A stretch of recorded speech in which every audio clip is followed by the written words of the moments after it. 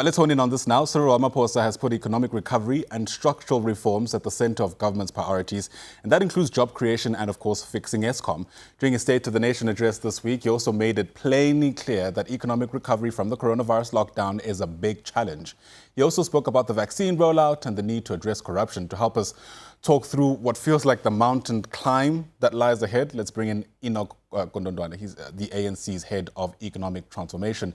Enoch, thanks for your time and welcome to the program. Moments before, I imagine, you stepping into the highly anticipated NEC meeting today, how high up the agenda do you feel economic recovery is for this important meeting? Look, you will recall that at the beginning of the year, a couple of weeks ago, we had the Lekgotla. So a major focus on the economy, which we did during that meeting, which culminated in the inclusion of some of the proposal in the State of the Nation address. Right. And would you agree with me that it also comes at a time where the ANC, for lack of a better term, is facing some kind of reputational crisis when it comes to its track record? How much of a challenge do you feel this is when trying to convince South Africans that even the things that were mentioned at the Lekgotla you alluded to, or from the State of the Nation address earlier this week, will actually be followed through? There's no doubt a number of incidences and conducts and behavior have dented the reputation of the movement. Among other things is corrupt conduct, which has been including the one that involved the PPEs. So there's no doubt that that has dented the image of the movement. And the president has set up teams, cluster to focus on rooting that corruption out in the system. We're doing our best to correct that.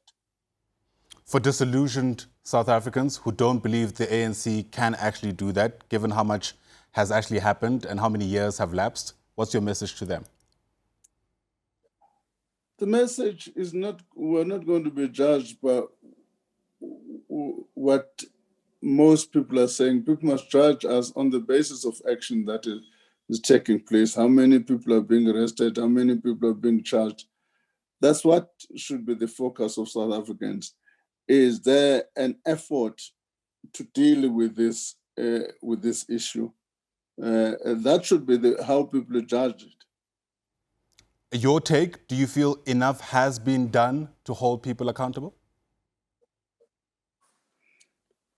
I think in the current circumstances, given the extent of the problem, much is being done to hold people accountable. The fact that even newspapers and the media is playing a critical role in helping government and society to hold people accountable, because some of these issues do not necessarily come into the fore until such time the media picks them up and put it into the public discourse. So a combination of it's not only a government effort, it must be a combination of government, civil society, and society in general to expose corrupt conduct. What is interesting is that we're getting a few experts also weighing in on the ways through which we can turn the tide, so to speak. Earlier this week, there was a conversation on this platform about perhaps putting issues of transformation on hold and just work on getting things to actually work. What do you imagine would be the ANC's stance on something like that? No, I think people are, if you use the word backing at the wrong tree, there's nothing inherently wrong with transformation. And transformation itself is not responsible for misconduct.